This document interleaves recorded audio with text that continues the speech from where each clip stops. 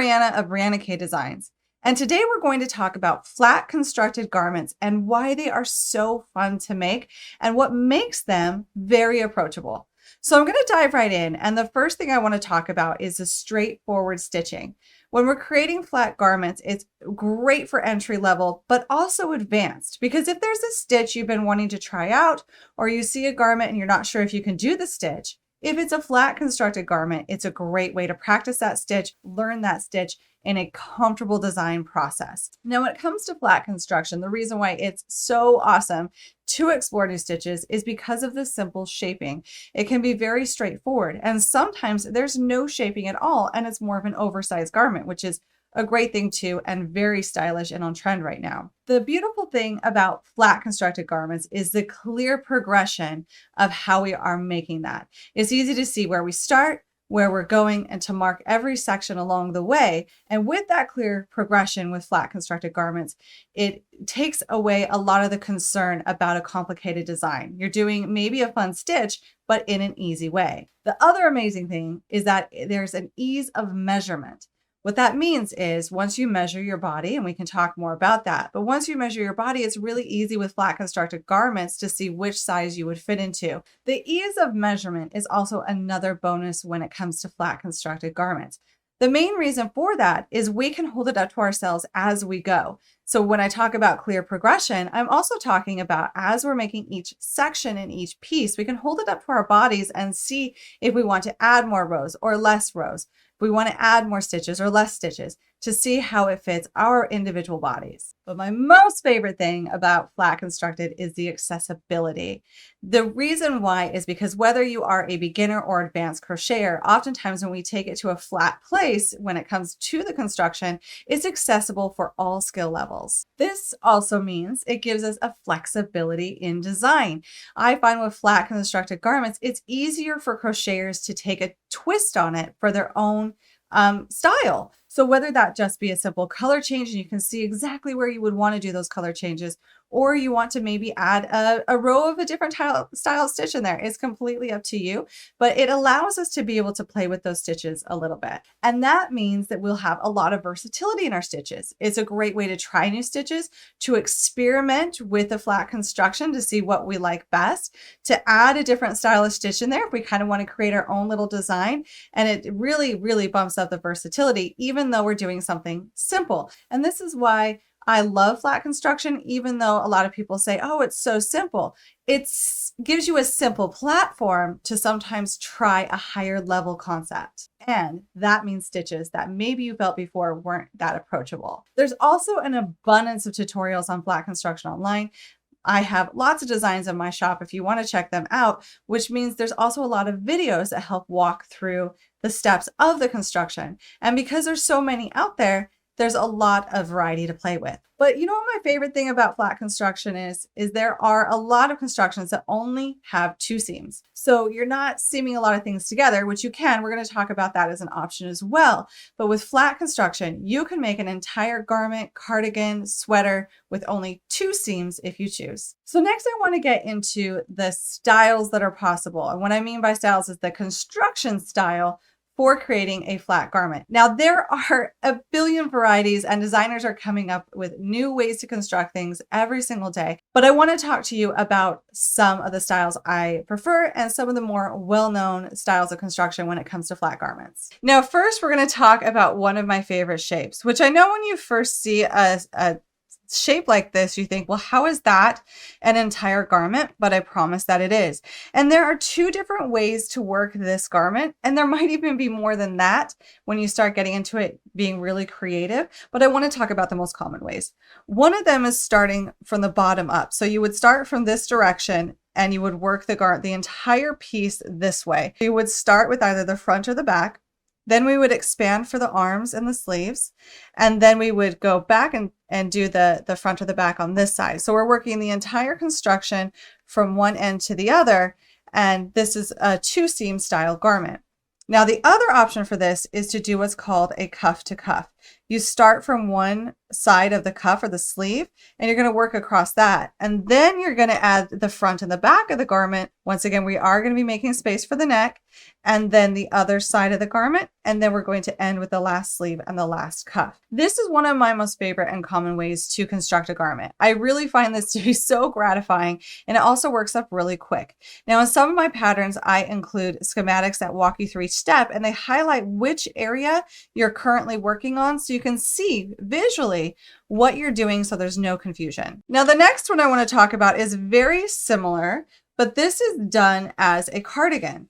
So this is where it's an open front and a bit longer. Once again, we can construct this starting at the cuff and going cuff to cuff, or we can start at the back or the front, usually from the back, and we can go from the back to the front where we split the front into two sections. Now you'll notice that there is a solid line here. And that's because for this particular garment, we're actually constructing it in 3 pieces. So we have 2 of the arms and then the center. This can be done, however, by simply adding the arms and having it be one solid piece. And then once again, it would be a 2-seam garment. But if you are wanting the stitches to go a certain direction, so if you start the stitches and they're working this way, but for the sleeves, you decide you want to do a direction for design that works another way, you can add the sleeves on later. And this can also be done a couple of different ways. You can make the sleeves separate and then hand seam them on or slip stitch them onto the side of each garment. Or after making the center piece, you can go to the side of the garment and work stitches, just start working into the edge of the garment and work the sleeve down on each side. So even if you have a style construction, it can be worked many different ways. Many times though, when we do see a flat construction, the arms often tend to be drop sleeve. And that's what we call a sleeve that kind of comes off the shoulders a little bit.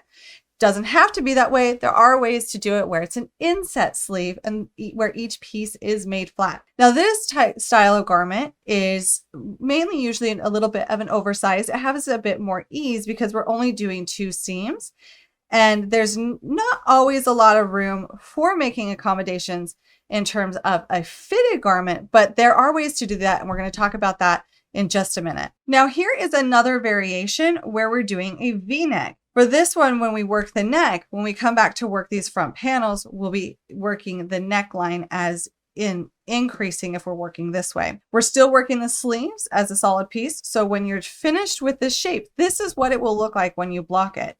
These are really fun ways to have, different elements to a pattern, but we're still making it in one solid piece. And oftentimes when it comes to seaming, whether this was a cardigan or a sweater, we're doing 2 seams. So it's a seam along each side. So as we take something like this and we fold it in half, we are left with this. And all of a sudden now we say, oh, this looks exactly like a sweater.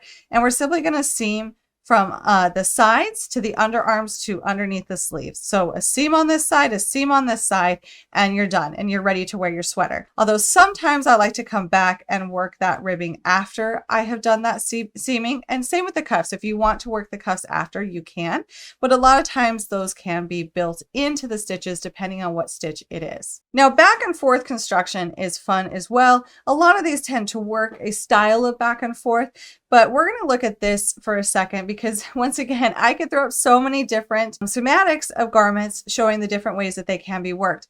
This one's unique because it's a waterfall front. So there's a little bit of extra fabric on the front. These are your sleeves, and then the sleeve is worked separately and then later seamed into these holes that we've made it for on the larger piece. So this will end up being 3 pieces with a little bit of seaming for the sleeves, but it's still quite simple to work in terms of construction, which means if you want to play around with stitches, you can. Say you want to do a different stitch for the waterfall front than the main part of it. You absolutely can. Now for something like this, once again, it can be worked from bottom up, and then we make space for the sleeve, working individual panels and then joining again after the sleeves, or it can be worked from side to side. And that means we're going to start from one side, going to the other side. Now, why would we want to have those 2 choices? The reason why is because it depends on the stitch we're using. Sometimes we use a stitch that looks better especially something that's knit look, that's like the half double crochet in the back loop or third loop. It's going to look better if we go side to side, if we want our vertical lines across our body. Now, if we have a stitch that has great horizontal lines to it, maybe a shell stitch or something like that, we'll want to work it from bottom up to feature the stitch that way. Oftentimes when it comes to construction, we'll pick the stitch first and then apply that to the design. So if there's a stitch you've been really wanting to try out, think about what direction you want that stitch to go on your body, and that will indicate what type of construction you'll want to try with that. And that's why when we look at a lot of these garments, you'll see that honestly the stitch was usually chosen first before we think about the style of construction. And then for the sleeves for something like this, they can be worked back and forth, going this direction, going from here to here and back and forth. And that can be done in short rows or some decreasing if you want to shape it. If you don't want to shape it, you don't have to. You can do a puff sleeve. Or we can work them in rows to rows, row and rows going this way back and forth, where we're going to decrease on each side of the row until we get down to the cuff, or working from the cuff up. It really all depends on how you want the stitch to sit on your body, which direction you want the stitch to be, which is why sometimes the sleeves are important to work separate from the main part of the garment, because maybe the stitch looks great across our body one way, but as it goes down the sleeve, it may not. We want that stitch to go a different direction than the main portion of the garment. Now, next, we're going to talk a little bit about a modular style construction. We're going to talk about it in terms of a vest, and we're going to pretend that we want to have sleeves too. This is a vest that is actually made in two pieces. So we have a seam up here at the shoulders, and then we have a seam down each side. So you're making two flat pieces, and then we're simply joining them on the sides and then at the shoulders. This is a great way to do something that we don't want to work in the round, where we maybe want to play with the V-neck on the front, but we want a higher neckline on the back. We don't want the V on the back. Or maybe we do. You can make two of the same and see how that goes. Now, when it comes to a modular construction, sometimes it can be pieces are created in different ways. And that means like if you wanted to add in a little bit of a design flair, or you'll notice for these sleeves, they come in here and then they're worked up. This is more of an inset sleeve. So when we create our sleeves, which we can create flat, those sleeves would fit into this area, which means we might have a bit more shaping going onto the sleeves to make them fit into that inset sleeve a bit better, which means sometimes we have a bit of a sleeve cap. And that's what helps it sit on right before the shoulder a little bit better. Inset sleeves are when our seams aren't dropping off our shoulders. They're more up onto our body. And it really depends on what style you enjoy wearing. If you're not sure what style you enjoy wearing, go in your closet and see what you mostly purchase. There are two more constructions I want to talk about that are flat. And one of them was super popular and still is this year, and that's a granny square construction. And yes, granny square is a flat construction. Because you're creating a ton of modular pieces and then you're placing them together, you're not working a granny square in itself in the round. Now, the granny square stitch you can, but if you're making actual individual squares, those will be worked flat, obviously. And then we're going to join and piece those together. And guess how we're going to piece those together? Quite often when we get a granny square constructed, it looks exactly like one of the graphs I just showed you. Now for the granny square, it can actually be done any of these ways. Granny squares can be fit together quite nicely. Half granny squares help you get an angle neck if you want. I do have one like that. Or you can create them like a sweater without a cardigan opening. Or you cannot do a V-neck, and you can even create them as a long cardigan or a crop top. You have lots of choices with granny squares, but essentially whenever you are making a granny square wearable, you're plotting one of these flat constructed designs, because the way that they're pieced together will be pieced together in a way that is similar to working something in rows. And then of course, there's a combination of everything I just talked about. Sometimes we can take one construction like a granny square and we can add on that to make a garment that has a combination of granny squares maybe along the bottom, and then we're going to work rows to rows in one piece working across our upper body and sleeves, or maybe we want different style of sleeves. So you can take any one of these flat constructions and then combine them. So this last year I did a garment, it's a mosaic one, where the first time that I created it, I thought I had a brilliant idea. And it turned out after I had made it, I was like, nope, I don't like it. I did the entire cardigan flat, working from the back, over the shoulders and arms and down the front. But that meant if I wanted a mosaic section along the bottom, I was working it on the back, and then for each panel of the front opening of the cardigan on the front. And I just thought this is a miserable experience doing this mosaic chart 3 times essentially on the garment. So instead of doing that way, I redesigned it, I rethought it to where I did that flat construction, and then I came back later after working the plain half double crochet up over the top of the body. And then we went ahead and after it was essentially almost like a cardigan, we attached and worked the bottom part of the mosaic section in one piece. And that way we're only having to work from that chart and work through those rows 1 time. So there is a way to do unique constructions, and I'm sure there will be more constructions coming out in the future from other designers, because even though it sounds simple, the possibilities are endless. Now, next I want to talk about customizing. While sometimes it's harder to customize when you're making something flat, sometimes it's actually super simple. But the first thing you want to do is start off on the right foot. So before you ever consider customizing, first find out your perfect size and fit. That means measure your body. Go in your closet, measure a sweater. Once you know what size and fit you want, as well as doing a gauge swatch to see what gauge and hooks and setting yourself up right works, then you can work from there to get the perfect fit. Let's talk about adjusting the width. There's several ways to do this, but we're going to talk about the easiest ways to do it depending on the construction. I'm going to come back to the sweater design, but there's also a cardigan that's very similar. So whether you're doing the sweater or the cardigan, the only difference is the front opening. This applies to both.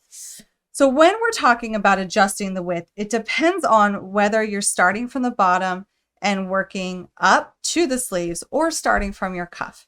If you're starting from the bottom and working some stitches, this is an easier way to customize to your body. Let's say you have more of a pear-shaped body. That would be me personally.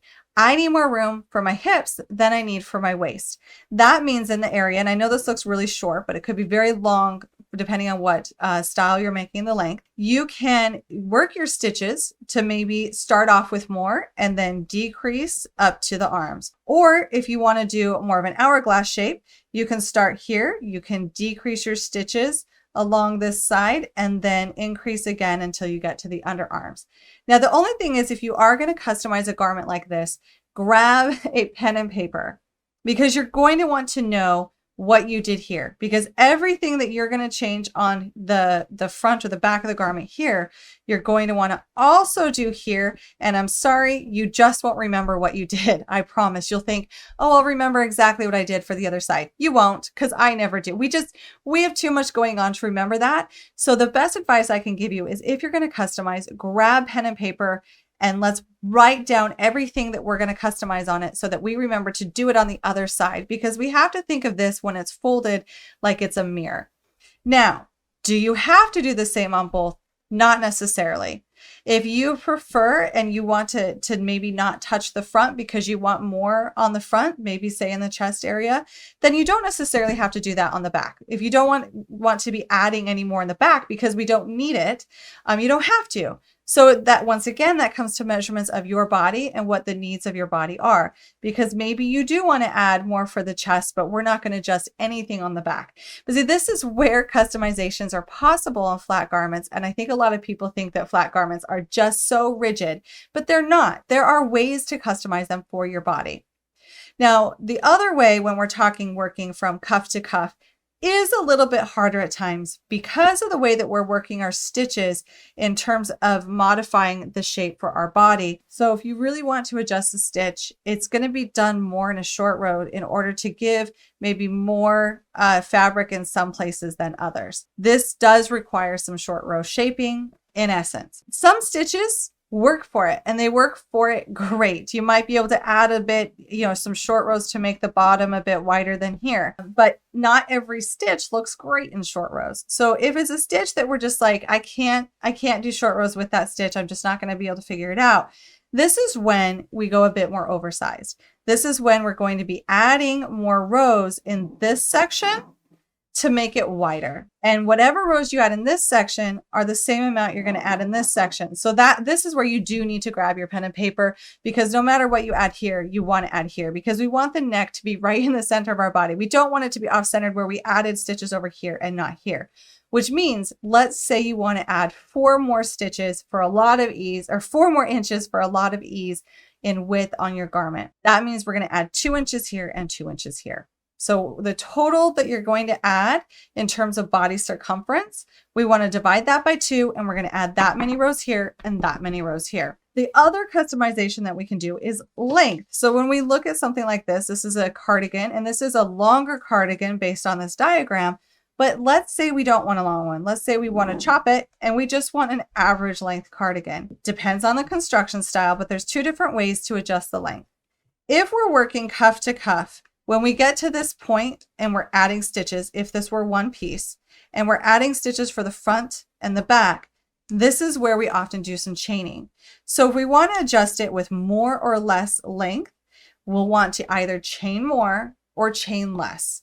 And however many we do on this side, we want to account for that on this side. We want them to be equal front and back, unless you are doing something different for a design feature. Say we're not going to seam all the way down on the sides, and we want our front to be shorter than the back, which is a style aspect that is very common. Then we'll want to chain an amount here and more here. So once again, we have lots of customization when it comes to length. Now, the other way to do it is if we're working this way, is we'll want to work more or less rows. Because if we're working back and forth in rows, going back and forth, we'll just want to work more or less rows. This one's a little bit easier sometimes to figure out when in terms of holding it up to your body, because you can just work as many rows as you like until the underarm portion and then go to the underarm portion. But just remember, however many rows you do on the back, if you want to equal, that's how many you're going to do on the front. Or unless you want that design aspect, you can choose to intentionally do that. Adding length to a garment that's constructed flat is quite easy. And all these same concepts also apply when it comes to sleeves. Whether you're working sleeves cuff to cuff or bottom up, so this area is a sleeve area, this is where you can customize in terms of either chaining more or less. So say this is a regular length sleeve down to our wrist, but we want to do a 3/4 sleeve. Well, then we're going to chain less, and we're going to chain less on each side after working the bottom if we're working it from bottom up. If we're working cuff to cuff, we're just going to do more or less rows. And this is where you can also hold it up to your body to see, do I want a 1/4 length sleeve? Do I want like a short puff sleeve? What type of sleeve do I want? And that's how we can determine how to change that for our sleeves. Now, as we progress through our garment, no matter what step you're in, you are going to want to check fit. You're going to want to check your gauge. Our gauge can change throughout a garment unless you're going to sit down and have the same tension the entire time, which, let's get real, we honestly really can't, because we might start a project on a Monday when we were stressed out, but then we're drinking a glass of wine on Saturday and we're just getting all loose in there with our stitches. So it's always important to keep a measuring tape next to you to not only check for fit and see if something is measuring appropriately, but also our gauge to see if we might need to adjust that based on our mood.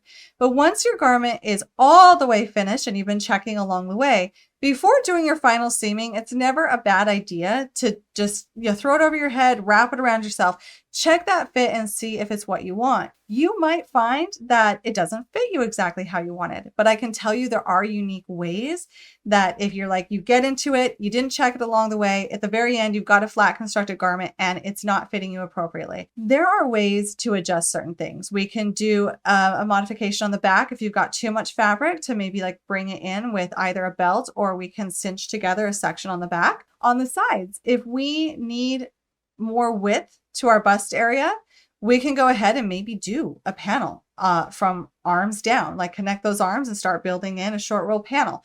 We can add more on the sides maybe if we did need more. You're not always stuck or having to frog. You just have to get creative in the thinking if you've gone this far and it doesn't quite work for you. Or you can always gift it and start over. Or heaven forbid, you might have to frog it if you didn't check your work along the way. But then most importantly, before seaming is blocking. Blocking is a step with flat garments I never skip. I never ever skip it. Flat garments, like I said, our mood can change with our gauge. And no matter what, We're not going to be perfect. We're not a machine. This is the great thing about crochet. Nothing's going to be perfect the entire way through an entire piece of a garment. And you might create one sleeve and then create another sleeve, and they're just slightly different. That's okay. That's very normal, quite average. And then our next steps are to block it. Now, blocking is where we're going to take the garment, we're going to pin it to some mats. We're either going to spray it down, we can do a full wet aggressive block or a light steam. And then that will set that fabric in place, and it will make, it's like ironing. It'll make our fabric nice and flat and straight before we go to seaming, which makes seaming so much easier. It also makes it look more crisp and clean, and you're not fighting with anything off. And then when you do seam, especially if you're seaming like a duster from bottom up and it's a very long seam, you're going to want to pin it, because if you have it in your lap, things can shift and move, and you want to make sure that you are working the same amount of fabric on each side, which means just grab it and just pin it. Use stitch markers if you need to, and pin along that seam before you seam those, because that is really going to finish off your flat garment nicely. You've done all the work in creating it, and that last step of seaming is actually the most critical. And then when it comes to seaming, I get asked all the time, which seaming method should I use? Honestly, that's up to you. You don't always have to use the one in the pattern. You can use a whip stitch, you can use a mattress stitch, you can use a slip stitch seam, you can use a single crochet seam, you can even get fancy with it and leave open work on the side and do some chaining, seaming in between. It's really up to you when it comes to the seam. Oftentimes in a pattern, I give the choice of grabbing your yarn needle or grabbing your hook.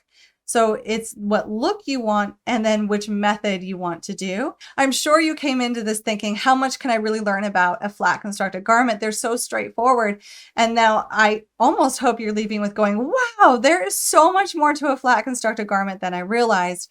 But once again, I just want to reiterate, flat construction is very accessible to any level of crocheter. So if you've never done a flat constructed garment before, if you've never made a garment before, I highly suggest you start with a flat construction. It is just so easy to enter into that garment space without having to worry about working in rounds and increasing every so many stitches. It's very, very straightforward, but also has a lot of flexibility. Please feel free to browse my website. I have loads of free flat constructed garments on there with video tutorials to walk you through each step. Thank you so much for joining me today. Be sure to come on over and subscribe to my YouTube channel, follow my email list, and I cannot wait to see what you make next using a flat construction.